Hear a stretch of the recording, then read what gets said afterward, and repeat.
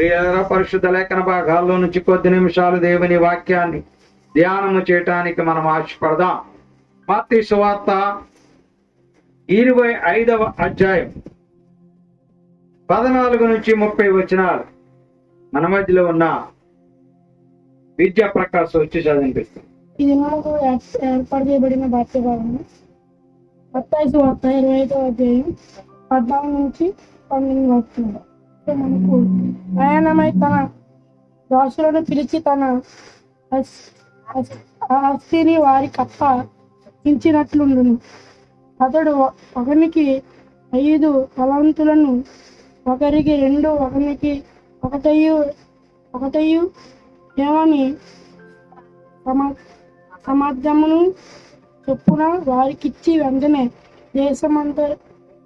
దేశాంతరము పోయాను. 5 తలాంతులు తీసుకొని వాడు వెళ్ళి వాటితో వ్యాపారం చేసి మరి 5 తలాంతులను సంపాదించాను. అలాగునే 2 తీసుకొని వాడు మరి 2 సంపాదించాను. అయితే 1 తలాంతు తీసుకున్నాడు, వెళ్ళి భూమి త్రవ్వి తన యజమాని సొమ్ము దాచిపెట్టింది. బహుకాలమైన తరువాత ఆ దశల యాజమానుడు వచ్చి వారి యొక్క లెక్కి చూసుకొని. ఈ వాక్యం ఎంత పరిగణ చదవబడిన వాక్య భాగము మత్తయి సువార్త 25వ అధ్యాయము 14 నుంచి 30 వచనాల్లో నిగూఢముగా దాగి ఉన్న ఒక ప్రాముఖ్యమైన అంశము గురించి ఈరోజు మనము ధ్యానము చేయవలసిన వారిగా ఉన్నాం. 19వ వచనము గమనించినట్లయితే, బహుకాలమైన తరువాత ఆ దాసుల యజమానుడు వచ్చి వారి యొద్ద లెక్క చూచుకొనెను. చూడండి ప్రియులారా, ఒక దాసునికి మరి యజమానుడు తన యొక్క దాసులకు కొంత డబ్బు ఇచ్చాడట. ఆయన విదేశాలకు వెళుతూ మరి నువ్వు ఈ 5 తలాంతులు తీసుకో అంటే 1 తలాంతు 3600 రూపాయలు కింద పుట్టినోట్లో రాయబడి ఉన్నది. అలాగూ ఒకనికి 5 తలాంతులు ఇచ్చి, ఒకనికి 2 తలాంతులు ఇచ్చి, ఒకనికి 1 తలాంతు ఇచ్చి, ఆ యొక్క యజమానుడు పూర్వ ప్రాంతము విదేశాలకు వెళ్ళి కొద్ది రోజులైన తర్వాత వచ్చి ఆ 3 యొక్క దాసులను పిలిచి లెక్క చూశాడట. ఏం చూశాడు? లెక్క చూశాడు. అరే, నీకు నేను 5 తలాంతులు ఇచ్చాను కదా, నువ్వేమి చేశావు? నీకు 2 తలాంతులు ఇచ్చాను కదా, నువ్వేమి చేశావు అంటే, నీకు 18,000 ఇచ్చాను, నీకు 7,200 ఇచ్చాను, నీకు 3,600 ఇచ్చాను, మీరు ఏమి చేశారు వీటిని అని లెక్క అడిగాడు. అప్పుడు 5 తలాంతులు తీసుకున్నావు ఆయన అన్నాడు, నేను 5 తలాంతులు తీసుకెళ్లి వ్యాపారం చేసి మరొక 5 తలాంతులు నేను సంపాదించాను. 2 తలాంతులు తీసుకున్నాను అన్నాడు, నేను 2 తలాంతులతోటి నేను మరి పని చేసి ఇంకో 2 తలాంతులు సంపాదించాను అన్నాడు. 1 తలాంతు ఇచ్చిన వాడు అన్నాడంట, అయ్యా నేను తీసుకెళ్ళి అది భూమిలో గప్పెట్టి మళ్ళీ మీరు వచ్చా తీసుకొచ్చి మీకు ఇస్తున్నాను అన్నాడు. అప్పుడు ఆ యొక్క యజమాని అంటున్నాడు, వాళ్ళందరినీ కూడా బలా నమ్మకమైన మంచి దాసుడు అన్నాడు. ఎవరైతే మరి ఆ తలాంతు తీసుకున్నవాడు ఉన్నాడో వాడిని చూసి ఏమన్నాడు? నీవు సోమరివి, నువ్వు చెడ్డదాసుడు, కాబట్టి నీ చీకటి కొట్టులో పాడేయండి అన్నాడు. ఎప్పుడు జరిగింది ఇది? ఎప్పుడు జరిగింది? ఆయన తిరిగి వచ్చినప్పుడు. ఎప్పుడు? ఆయన తిరిగి వచ్చినప్పుడు. ఏం చూస్తే జరిగింది? లెక్క చూస్తే తెలిసింది. ఇప్పుడు ఏం చేశారు మీకు ఇచ్చినవి అంటే లెక్క చూస్తే అప్పుడు తెలిసింది. ఏమని? వాళ్ళిద్దరూ కష్టపడ్డారు, వీడు కష్టపడలేదు, వీడు సోమరైపోయాడు అని లెక్క తేలింది. చూడండి ప్రియులారా, ఈ రోజు మనము లెక్కల గురించి మనం తెలుసుకోవడానికి ప్రయత్నం చేద్దాం. లెక్కలు ఏమి లెక్కలు? చూడండి ప్రియులరా, ఈ లోక రీతిగా మనము పరిశీలన చేసినప్పుడు ఒక వ్యాపార సంస్థ కానీ, ఒక వాణిజ్య సంస్థ కానీ, ఒక పరిశ్రమ కానీ, లేదా ఒక సంస్థ కానీ, ఒక వ్యవస్థ కానీ నడుపుతూ ఉన్నప్పుడు వారు లెక్కలు చూడడానికి ఒక అకౌంటెంట్ని పెట్టుకుంటారు. అకౌంటెంట్ ఏం చేస్తారంటే, ఈ రోజు దీనికి ఇంత ఖర్చు అయింది, దీనికి ఇంత ఖర్చు అయింది అని ఏ రోజు లెక్క ఆ రోజు క్యాష్ బుక్ లో రాస్తారు, నగదు పుస్తకంలో రాస్తారు. ఈ నెల అంతా అయిపోయిన తర్వాత మళ్ళీ తర్వాత నెల రాసిన తర్వాత అలాగూ సంవత్సరం అంతా రాసిన తర్వాత దాన్ని తీసుకువెళ్ళి ఒక ఆడిటర్ గారి దగ్గర పెట్టి ఆ ఆడిటర్ గారి దగ్గర ఆడిట్ చేయించి ప్రభుత్వానికి ఇన్కమ్ ట్యాక్స్ రిటర్న్స్ ఫైల్ చేస్తారు. అంటే ఏంటి? నాకు ఇంత వచ్చింది, ఇంత ఖర్చు అయింది, ఇన్ని డబ్బులు ఉన్నాయి, నా దగ్గర డబ్బులు లేవు అని ప్రభుత్వానికి తెలియపరచడం. దీని అంతటిని లెక్క చూడటానికి ఎవరు ఉంటారంటే అకౌంటెంట్ ఉంటారు. ఈ అకౌంటెంట్ క్యాష్ బుక్ లో రాసి మళ్ళీ అందులో నుంచి లెడ్జర్ లోకి తీసుకుని అవన్నీ తీసుకుని సంవత్సరం ఆఖరున ఆ లెక్కలన్నీ కూడా ప్రభుత్వానికి తెలియపరచడానికి ఆడిట్ రిపోర్ట్ తయారు చేస్తారు. అలాగనే ఈ యజమాని సంవత్సరం అయిన తర్వాత తిరిగి వచ్చి లెక్క చూశాడు. లెక్క చూస్తే ఏమి తేలిందండి? ఇప్పుడు లెక్క చూస్తే ఇద్దరు పని చేశారు, ఒకడు బద్ధకస్తుడిగా ఉన్నాడు. కాబట్టి ఈ లెక్కలు మన జీవితంలో కూడా జరుగుతున్నాయి, కానీ మనకు తెలియటం లేదు. మేము చదువుకోలేదు కదండి, మా లెక్కలు ఎవరు చూస్తారు? మేము కూలి పనికి వెళ్తున్నాం కదండి, మా లెక్కలు ఎవరు చూస్తున్నారు? మేమేదో చిన్న పని చేసుకుంటున్నామండి, మా లెక్క ఎవరు చూస్తారు అని అనుకోవటానికి ఆస్కారం లేదు. ప్రియులారా, ఎందుచేతనంటే దేవుడు మనందరినీ లెక్కిస్తున్నాడు. చిన్న పెద్ద అని కాకుండా, పేద ధనిక అని కాకుండా, కులముతో సంబంధం లేకుండా, మతముతో సంబంధం లేకుండా, పట్టణము గ్రామీణ ప్రాంతం అనేటువంటి వ్యత్యాసము లేకుండా దేవుడు మన యొక్క లెక్కలు తీస్తున్నాడట. చూడండి, ఎబ్రీ పత్రిక 4వ అధ్యాయంలో 13వ వచనంలో ఒక మాట మనకు కనిపిస్తూ ఉన్నది. మరియు ఆయన దృష్టికి కనబడని స్పష్టంగా ఏమీ లేదు. మనం ఎవరికి లెక్క చెప్పవలసి ఉన్నదో ఆ దేవుని కన్నులకు సమస్తమును మరుపు లేక తేటగా ఉన్నది. ఇప్పుడు ఎవరికి మనం లెక్క చెప్పాలి? మనం లెక్క చెప్పవసరం లేదేమో అనుకుంటూ ఉంటాం. ఎవరికి చెప్పాలి లెక్క? మనము దేవునికి లెక్క చెప్పాలి. ఏం లెక్క చెప్తాం? అయ్యా, నేను ఈ రోజు కూలి పనికి వెళ్ళాను, 250 రూపాయలు 300 వచ్చినాయా, ఈ 350లో లేదా 300లో 200లో నేను రైస్ కింద ఖర్చు పెట్టాను, కూరగాయలకి ఎంత ఖర్చు పెట్టాను, కూరకి ఎంత ఖర్చు పెట్టాను, బట్టలకి ఎంత ఖర్చు పెట్టాను, లేకపోతే ఇంటి నిమిత్తం ఎంత ఖర్చు పెట్టాను, ఆరోగ్యం కోసం ఎంత ఖర్చు పెట్టాను అని చెప్పాలా దేవుడికి లెక్క? దేవునికి లెక్క చెప్పాలని చెప్తుంది వాక్యం. మరి దేవునికి ఈ లెక్క చెప్పమని చెప్తుందా? గమనించండి, పత్రికలో 14వ అధ్యాయంలో 12వ వచనంలో మరొక మాట మనకి కనిపిస్తూ ఉన్నది. ప్రియులారా, నా తోడు ప్రతి మోకాలను నా ఎదుట వంగును, ప్రతి నాలుకయు దేవుని స్తుతించును అని ప్రభువు చెప్తున్నాడు. కనుక మనలో ప్రతి వాడును దేని గురించి? తనను తాను గురించి దేవునికి లెక్క అప్పగించాలట. ఏం చేయాలి?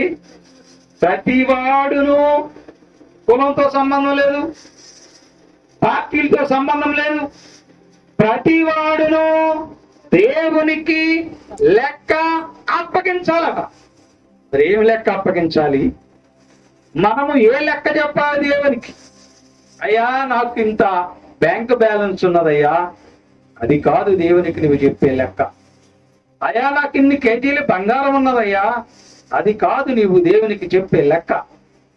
ప్రియులారా, దేవుడు మనలను లెక్కిస్తూ ఉన్నాడట.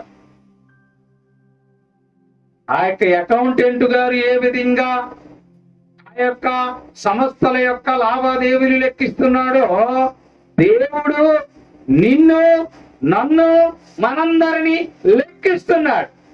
ప్రియులారా, ఆలోచించండి. ఈ యేసు కృపా వాక్కు వింటున్న ప్రతి ఒక్కరూ పరిశీలన చేసుకోండి. ఏమి లెక్కిస్తున్నాడు దేవుడు? చూద్దాం. యోబు గ్రంథంలో 31వ అధ్యాయంలో 4వ వచనాన్ని గమనించుదాం. యోబు గ్రంథంలో 31వ అధ్యాయంలో 4వ వచనం.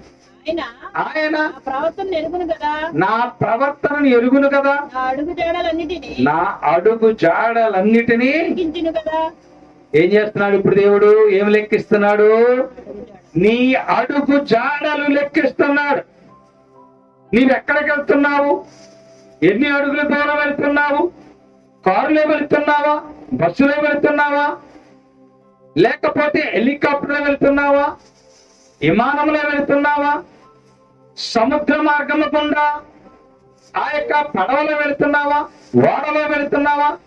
ఎలా వెళుతున్నావో నీ అడుగు జాడలన్నిటినీ కూడా ఆయన లెక్కిస్తున్నాడట. మొట్టమొదటిది నీ అడుగు జాడలు లెక్కిస్తున్నాడు. రెండవది కీర్తనల గ్రంథంలో 56వ అధ్యాయంలో 8వ వచనాన్ని పరిశీలన చేద్దాం.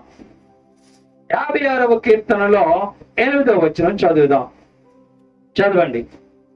ఏమి లెక్కిస్తున్నాడు? రెండవది, నా సంచారములను నీవు లెక్కించి ఉన్నావు. ఏమిటంట? సంచారం అంటే ప్రయాణము. సంచారం అంటే నీ పయనము. ఎక్కడికి వెళ్ళావు? నీవు ఎక్కడికి వెళ్ళావు? నేను ఎక్కడికి వెళ్ళలేదండి, నేను ఇంట్లోనే ఉన్నానండి. తల్లిదండ్రులు రాగానే బిడ్డలను అడిగితే, ఎరా ఎక్కడికి వెళ్ళావు అన్నారు అనుకోండి. లేదు డాడీ, నేను ఎక్కడికి వెళ్ళా, ఇంటి దగ్గరే ఉన్నాను. కానీ నీవెక్కడికి వెళ్తున్నావో, నువ్వేమి చేస్తున్నావో ఆయన లెక్కిస్తున్నాడట. ఎవరైనా దేవుడు నీ యొక్క ప్రయాణమును, నీ పయనమును ఆయన లెక్కిస్తున్నాడు. రెండవది. మూడవది కూడా మనం పరిశీలన చేద్దాం. మత్తయి సువార్త 10వ అధ్యాయంలో 30వ వచనంలో మూడవది కూడా ఆయన లెక్కిస్తున్నాడు. మొట్టమొదటి నీ అడుగు జాడలు లెక్కిస్తున్నాడు. రెండవది నీ పయనము, నీ ప్రయాణము లెక్కిస్తున్నాడు. మూడవది నీ తల వెంట్రుకలో అన్ని కూడా లెక్కించబడినవి. ఎవరు లెక్కెట్టగలరండి తల వెంట్రుకల్ని? ఎవరైనా లెక్కెట్టగలరా? లెక్కెట్టినట్టు ఏమైనా ఆధారాలు ఉన్నావా? కానీ ఎవరు లెక్క పెట్టారట? దేవుడు. ఏం చేశాడు? నీ తల వెంట్రుకలన్నీ కూడా లెక్కించుతున్నాడు. 3. నాలుగవది కొరింథీయులు రాసిన మొదటి పత్రికలో 12వ అధ్యాయంలో 18వ వచనంలో చెప్పబడుతున్నది, నీ యొక్క శరీరములో ఉన్న అవయవాలు, నీ లోపల ఉన్న ఎముకలు, నీ లోపల ఉన్న ప్రేగులు, మొత్తము నీ అవయవాలన్నీ కూడా ఆయన లెక్కిస్తున్నాడట. అయితే దేవుడు అవయవంలో ప్రతిదానిని తన చిత్త ప్రకారము శరీరములో ఉంచెను. ఉంచాడు అని అంటే దాని అర్థం ఏమిటి? ఆయన లెక్కించాడు. ఈ ఎముక ఎక్కడ ఉండాలి? ఈ గుండె ఎక్కడ ఉండాలి? ఈ ఊపిరితిత్తు ఎక్కడ ఉండాలి? ఈ కాలేయం ఎక్కడ ఉండాలి? ఈ పిత్తాశయం ఎక్కడ ఉండాలి అని ఆయన లెక్కించి అందులో పెట్టి మనలను తయారు చేశాడు. అంటే ఇప్పుడు దేవుడు ఏమేమి లెక్కిస్తున్నాడు? 1, నీ అడుగు జాడలు, అంటే నీవు నడిచే నడవడికను లెక్కిస్తున్నాడు. 2, నువ్వు పయనించే ప్రయాణము, నడిచే విధానము ఆయన లెక్కిస్తూ ఉన్నాడు. 3, నీ తల వెంట్రుకలు లెక్కిస్తున్నాడు.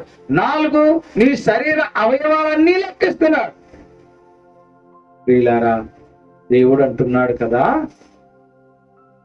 ఆకాశ నక్షత్రాలను ఎవడన్నా లెక్కెట్టగలరా? సముద్రంలో ఉన్న ఇసుక రేణువులు ఎవరన్నా లెక్కెట్టగలరా?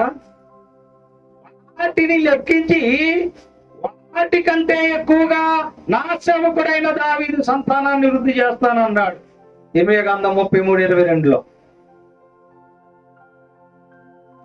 ఇసుక రేణువులను లెక్కించిన దేవుడు, చదవండి, ఆకాశ నక్షత్రములు లెక్కింప సఖ్యము కానట్టుగాను సముద్రపు ఇసుక రేణువులు ఎంచుట అసాధ్యమైనది గాను నా సేవకుడైన దావీదు సంతానమును నాకు పరిచర్య చేయు లేవీయులను లెక్కింపలేనంతగా నేను విస్తరింపజేస్తాను అన్నాడు దేవుడు. అంటే ఇప్పుడు మన దగ్గర ఒక 1000 రూపాయి కాయిన్స్ ఉన్నాయి అనుకోండి. ఫర్ ఎగ్జాంపుల్, నీ దగ్గర ఉన్నటువంటి రూపాయి కాయిన్లు అన్నిటికంటే నేను ఒకటన్నా ఎక్కువ సంపాదిస్తాను అన్నారు అనుకోండి ఎవరైనా. అంటే ఇప్పుడు అక్కడ ఉన్నటువంటి రూపాయి కాయిన్స్ లెక్క కలిగితేనే కదా దానికంటే ఒకటి లేవని ఎక్కువగా మనము సంపాదిస్తున్నాము అనడానికి. ఆలోచించండి. కాబట్టి ప్రియమైన సంగమా, ప్రియమైన విశ్వాసులారా, పరిశీలన చేయండి. దేవుడు ఆకాశ నక్షత్రములను లెక్కింపగలిగినవాడు, ఇసుక రేణువులను లెక్కింపగలిగినవాడు. అందుచేతనే వాటికంటే ఎక్కువగా దావీదు సంతానాన్ని నేను విస్తరింపజేస్తాను అన్నాడు. ఎప్పుడు వాగ్దానం చేశాడు? ఇది అబ్రాహాము గారికి వాగ్దానం చేశాడు దేవుడు. ప్రియులారా, గమనించండి. ప్రియ సంగమా, ఆలోచన వచ్చింది. అంటే ఇప్పుడు దేవుడు నీ తల వెంట్రుకలను లెక్కించి, నీ అడుగుజాడలను లెక్కించి, నీ ప్రయాణాలన్నిటినీ లెక్కించి, నీవు నడిచే విధానాన్ని లెక్కించి, నీ అవయవాలను లెక్కించి మరి ఏం చేస్తున్నాడు ఆయన? అకౌంటెంట్ గారు లెక్కలన్నీ చూసి ఎక్కడ రాస్తున్నాడు అన్నాము? క్యాష్ బుక్ లో రాస్తున్నాడు, లెక్చర్ లో రాస్తున్నాడు. మరి దేవుడు లెక్కించినటువంటి లెక్క మరి ఎక్కడ రాస్తున్నాడు? ఆయన కూడా రాయాలి కదా. రాస్తేనే కదా మనకు తెలిసేది ఎంత ఖర్చు అయింది, అసలు ఎంత వచ్చింది, దేనికి ఎంత ఖర్చు అయింది, ఎంత మిగిలింది అని తెలియాలని అంటే లెక్కలు రాయాలి. ఎందుకని? ఒక 500, 1000 రూపాయలు మీ బిడ్డకి డబ్బులు ఇచ్చి మార్కెట్కి వెళ్ళి ఆ యొక్క సూపర్ మార్కెట్ లో సరుకులు తీసుకురామని చెప్పినప్పుడు దేనికి ఎంత అయింది, ఎంత మిగిలింది అని అడుగుతున్నారు కదా మీరు. ఏమా కొట్టు దగ్గరికి వెళ్ళావు కదా, నీకు ఇచ్చిన 500లో ఎంత ఖర్చయింది, ఎంత మిగిలింది అని అడుగుతున్నావు కదా, లెక్క అడుగుతున్నావు కదా. మరి దేవుడు కూడా మనల్ని లెక్కడానికి, మనల్ని లెక్కించిన దేవుడు, మన యొక్క అడుగుజాడను లెక్కించిన దేవుడు, మన ప్రవర్తనను లెక్కించిన దేవుడు, మన తల వెంట్రుకలను లెక్కించిన దేవుడు, మన వివరాలను లెక్కించిన దేవుడు ఏం చేస్తున్నాడు? మలాకి గ్రంథం 3:16 ఏం చేస్తున్నాడు? ప్రియులారా, గమనించండి. ఏం చేస్తున్నాడు? అప్పుడు యెహోవా యందు భయభక్తులు గలవారు ఒకరితో ఒకరు మాట్లాడుకొని చూడగా యెహోవా చెవియొగ్గి ఆలకించెను. మరియు యెహోవా యందు భయభక్తులు కలిగి ఆయన నామమును స్మరించుచు ఉండు వారికి జ్ఞాపకార్థముగా ఏంటది? గ్రంథములో ఆయన రాయబడెను. ఏం చేస్తున్నాడు? ఇప్పుడు లెక్కలన్నీ ఆయన గ్రంథంలో రాస్తున్నాడండి. ఓ నా కుమార్తె, నీవు ఇలా చేశావు, ఇగో నువ్వు చేసినటువంటి పాపపు లెక్కలు, నీవు చేసిన కుమారుడా, నీవు చేసిన అన్యాయపు లెక్కలు, నీవు మాట్లాడినటువంటి దుర్మార్గమైన మాటలు ఇగో ఇన్నున్నాయి అని రాస్తున్నాడట. 139వ కీర్తనలో 16వ వచనంలో చూసినట్లయితే ఆయన మన లెక్కలను ఆ గ్రంథంలో రాస్తున్నాడు. నేను పిండమనై ఉండగా నీ కన్నులు నన్ను చూచాను. గట్టిగా చదవమ్మా. ఒకటైనను కాకమునుపే నా దినములన్నయు నీ గ్రంథములో. చూసారా, ఇప్పుడు మన రోజులన్నీ, దినములంటే రోజులు ఎక్కడ రాస్తున్నాడంట దేవుడు? ఆయన గ్రంథంలో రాస్తున్నాడట. లిఖించబడినంటే రాయటం. ఈ లెక్కలన్నీ కూడా ఆయన జీవపు గ్రంథంలో రాస్తున్నాడు.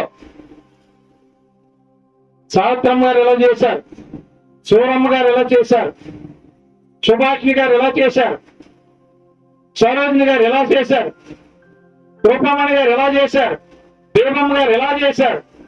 ఇలాగూ గ్రంథములో రాస్తున్నాడంట దేవుడు. మన లెక్కలన్నీ అక్కడ రాసేస్తున్నాడు దేవుడు. అందుకు యోబు గారు అంటాడు కదా, 19 అధ్యాయం 23వ వచనంలో యోబు గారు ఏమంటున్నాడో చూడండి.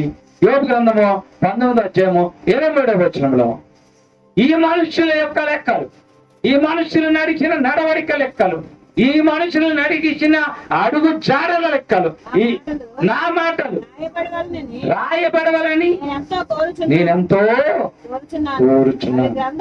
అవి గ్రంథములో రాయబడవలని యోబు గారు కోరుతున్న నా మాటలు రాయ్యా. ఇప్పుడు నీ మాటలు రాయబడుతూ ఉన్నాయి, నీ అడుగు జాడలు రాయబడుతూ ఉన్నాయి, నీ ప్రవర్తనావళి రాయబడుతూ ఉన్నది. ప్రియులారా, నీ మాటలు కూడా రాయబడుతూ ఉన్నవి. ఎక్కడో తెలుసా? దేవుని జీవ గ్రంథంలో రాయబడుతూ ఉన్నవి. ఇప్పుడు అకౌంటెంట్ గారు రాసినటువంటి ఈ అకౌంట్ లో లెక్కలన్నీ ఎప్పుడు తేలుతున్నాయి? సంవత్సరం ఆఖరణ. ఈ సంవత్సరం ఆఖరణ తేలినప్పుడు ఏమవుతుందంటే, ఈ నష్టం వచ్చిందా లాభం వచ్చిందా అని తేలుతూ ఉన్నది. ఇది ఆ ఆడిట్ రిపోర్ట్ ద్వారా. ఇప్పుడు దేవుడు నీ లెక్క రాశాడు, నీ అడుగు జాడల లెక్క రాస్తున్నాడు, నీ ప్రవర్తన లెక్క రాస్తున్నాడు, నీ నడవడిక లెక్క రాస్తున్నాడు, నీ మాట లెక్క రాస్తున్నాడు. రాస్తున్నాడా? మాటలు రాస్తున్నాడా? మత్తయి సువార్త 12:36 చెప్పబడుతుంది, మనుష్యులు పలుకు వ్యర్థమైన ప్రతి మాట రాసేస్తున్నారట. ఈ మనుషులు మాట్లాడే ప్రతి మాట కూడా రాయబడుతూ ఉన్నది దేవుని జీవ గ్రంథములో. నీ మాట, నీ ప్రవర్తన, నీ అడుగు జాడలు రాయబడుతూ ఉన్నవి. చదవమ్మా.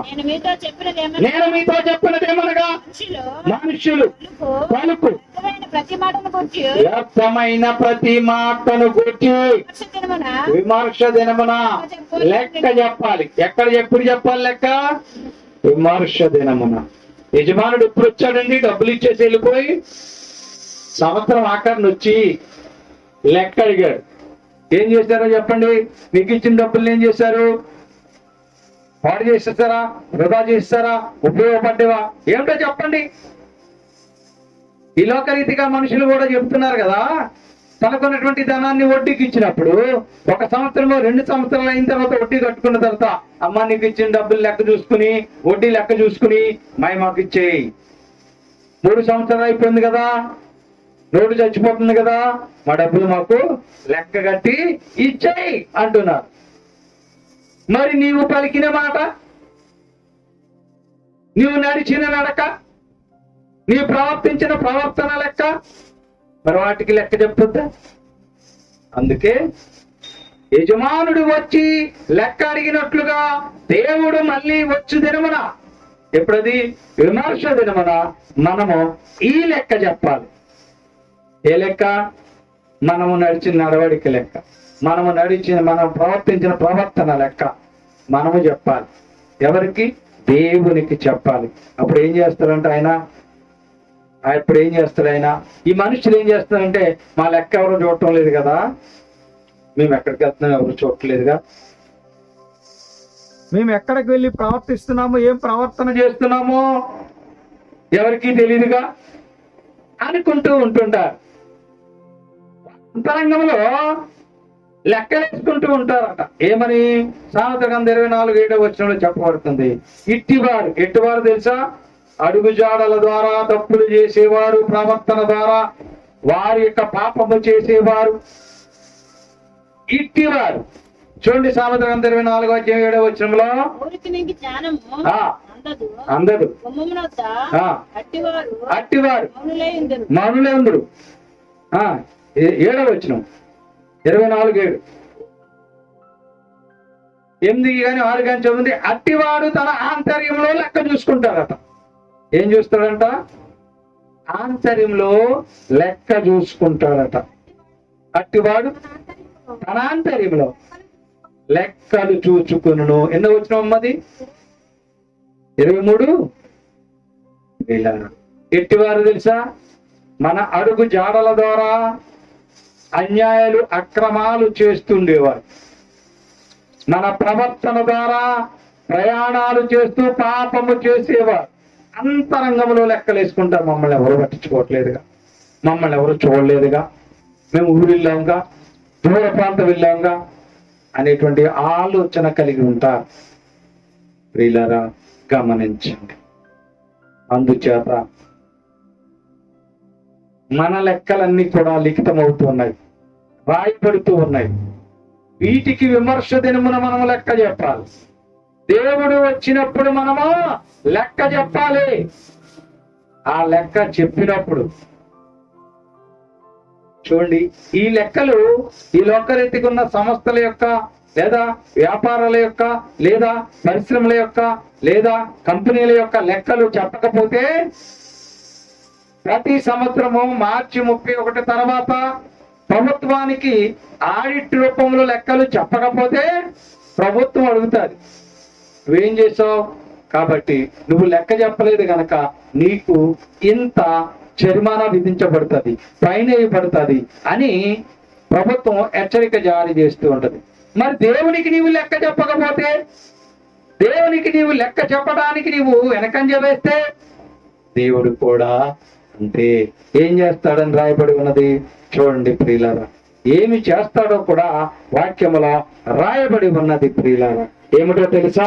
పేతురు గారు మొదటి పేతురు గారి పుస్తకంలో నుంచి, పేతురు పత్రికలో నుంచి 1వ అధ్యాయములో 17వ వచనములో చూడండి ఏమి రాయబడి ఉన్నది.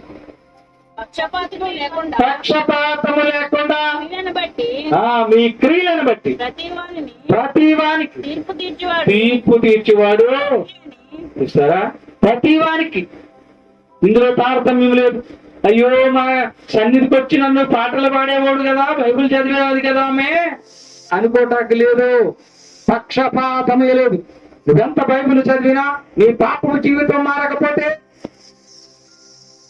నీవెంత సింగారమైనా శ్రావ్యంగా నీవు పాడినా, నీ ఆలోచన మానక పాపం మీద పాపము చేస్తున్నట్టయితే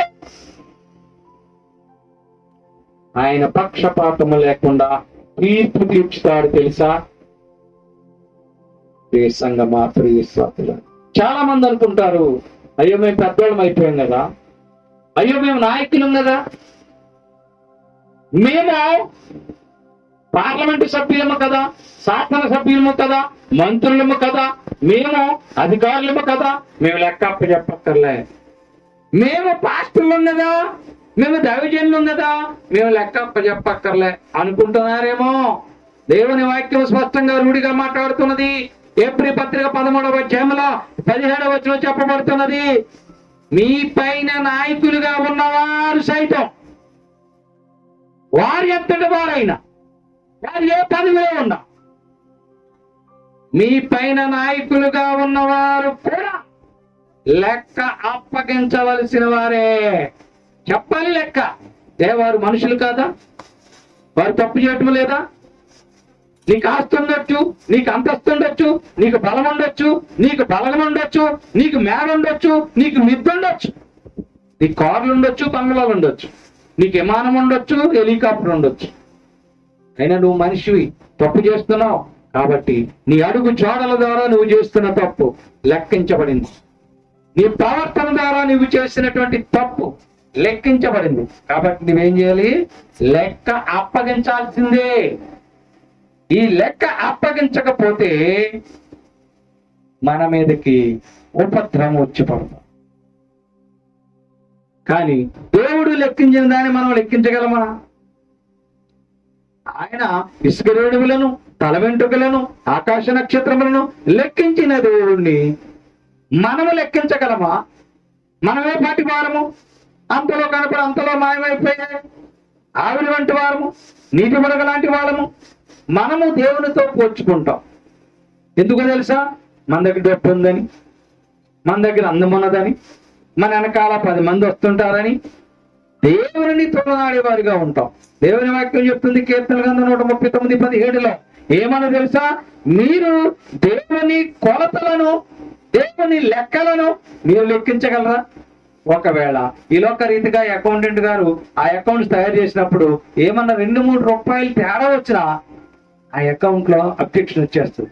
కాబట్టి మళ్ళీ లెక్కిస్తారు. మరి దేవుడు లెక్కించిన లెక్కని నీవు ఎవరికి లెక్కించగలం? మళ్ళీ ఆలోచించండి ప్రియ సంగమా, ప్రియ విశ్వాసులు. మనము చేస్తున్నటువంటి తప్పులు, మనము చేస్తున్న పాపములు, మన నడుస్తున్న నడవడిక, మన యొక్క ప్రవర్తన వలన మన యొక్క లెక్కలన్నీ కూడా దేవుని గ్రంథంలో రాయబడుతూ ఉన్నవి. ఇప్పుడు ఆ యజమాని వచ్చి ఎవరైతే బద్ధకంగా పనిచేశాడో వాడు ఏం చేశాడు? చూడండి, ఏం చేశాడు అతడు.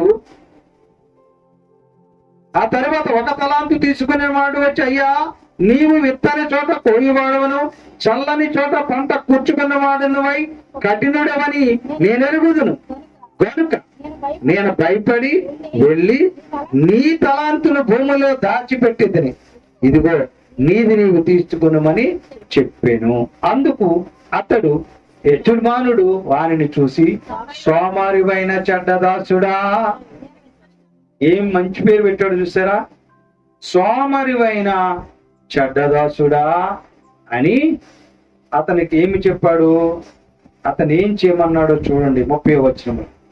పనికి మాలిన ఆ దాసుని వెలిపటి చీకటిలోనికి తోసివేయడి, అక్కడ ఏపును పండ్లు కొరుకుటయు ఉండును.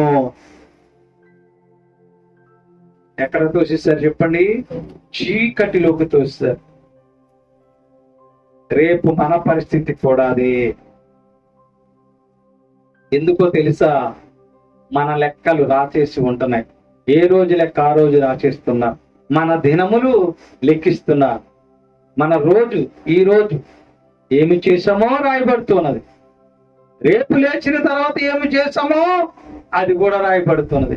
నిన్న ఏం చేసామో అది రాయబడుతున్నది. ప్రతిరోజు కూడా మనము చేసేది, మనము మాట్లాడేది రాయబడుతూ ఉన్నది. కానీ అది మనకు తెలియదు. ఈ రాసిన లెక్కలను చూసినప్పుడు ఆ యొక్క 1 తలాంతు తీసుకున్న చెడ్డదాసుడిలాగా మనము కూడా చీకటిలోకి నెట్టివేయబడతాం, చీకటిలోకి విసిరివేయబడతాం. అక్కడ ఏముంటదంట? ఏపు పండ్లు కొరుకుట, ఏమి లేదు. చూడండి, ధనవంతుడు ఆ నరకములో ఉన్నప్పుడు ఏమైపోయిందంటే, ధనవంతుడు ఆ ఏడ్చుతూ పండ్లు కొరుకుంటూ ఆ మలమల్ల మాడిపోతూ ఉన్నప్పుడు దాహానికి తట్టుకోలేక, అయ్యా ఒక్కసారి ఆ లాజరు యొక్క చిటికెన వేలు నీటిలో ముంచి, ఆ చిటికెన వేలు చివరి నుంచి వచ్చే చిన్ని నీటి బొట్టైన నా గొంతులో వెయ్యని అడుగుతున్నాడు. అక్కడ పారవేయబడతారు, మీరు అక్కడకు విసరవేయబడతారు, అక్కడికి నెట్టివేయబడతారు. మీరు చేసిన పాపం వల్ల, మీరు మాట్లాడిన పాపం వల్ల మీ అడుగు జాడలు లెక్కించబడ్డాయి గనక, మీ ప్రవర్తన లెక్కించబడుతుంది గనక అక్కడ విసరబడతారు. అప్పుడు ఏడ్చిన ఉపయోగం లేదు. ప్రియ సంగమా, ప్రియ విశ్వాసులారా, ఆలోచన చేయండి. అట్టి రీతిగా మీరు ఉండకుండా, అట్టి రీతిగా మీరు ఆ యొక్క చీకటిలోకి పడకుండా ఉండటానికి మీరేమి చేయాలో వాక్యం రాయబడి ఉన్నది. ప్రియులారా, కీర్తన గ్రంథం 90:12 వచనంలో రాయబడిన మాటను మనం గమనించుదాము. చదవండి.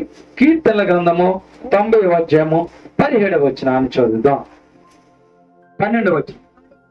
12 వచ్చిన మాకు జ్ఞాన హృదయము కలుగునట్లుగా చేయము, మా దినములు లెక్కించుటకు మాకు నేర్పము అని ప్రార్థన చేయాలి. ఎందుకో తెలుసా? మీ దినములు లెక్కించబడిపోతున్నాయి. ఎందుకో తెలుసా? ఆ దినములలో నీవు సోమవారం ఏమి చేశావో, మంగళవారం ఏమి చేశావో, బుధవారం ఏమి చేశావో, గురువారం ఏమి చేశావో, శుక్రవారం ఏమి చేశావో, శనివారం ఏమి చేశావో, ఆదివారం ఏమి చేశావో రాసేస్తున్నారు అక్కడ. కాబట్టి నా దినములు లెక్కించుట నాకు నేర్పుము తండ్రి అని ప్రార్థించాలి. ప్రియ విశ్వాసులారా, ప్రియమనస్తులారా, ప్రియ సంగమా, ప్రియ తల్లులారా, గమనించండి. దేవుని వాక్యము స్పష్టముగా రూఢిగా మనందరితో మాట్లాడుతున్నది. మన ప్రవర్తన రాయబడుతూ ఉన్నది. లెక్కించి రాచేస్తున్నారు. మన అడుగు జాడ లెక్కించి రాస్తున్నాడు దేవుడు. కాబట్టి అవిపర్శ దినమున మనము నరకములోకి పోకుండా, చీకటి కొట్టులోకి పోకుండా మన ఆలోచన మారాలి, మన ప్రవర్తన మారాలి, మన అడుగు జాడలు మంచిగా ఉండాలి. నువ్వు నడిచే దారి సక్రమైన దారిలో ఉండాలి. అక్రమైన దారిలో నీవు నడవకూడదు. ప్రియ సంగమా, గమనించండి. అందుకే నా దినములు లెక్కించడం నాకు నేర్పుము అని ప్రార్థన చేయాలి. ప్రార్థనాపూర్వకముగా మన యొక్క ఆలోచన మార్చుకుని, మన నడవడికను మార్చుకుని, మన ప్రవర్తన మార్చుకుని, దేవుని యొక్క దీవెనలకు ఆశీర్వాదాలకు మీరందరూ పాత్రలుగా మిగలాలని, మీ లెక్కలను గూర్చి మీరు ఆలోచన చేయాలని మీకు తెలియపరుస్తూ ఈయన కొద్ది మాటలు ముగిస్తూ ఉన్నాను. దేవుడి వాక్యమును మనందరి వెనుకడిలో దీవించును గాక. ఆమేన్. మీ అందరికీ నా వందనాలు.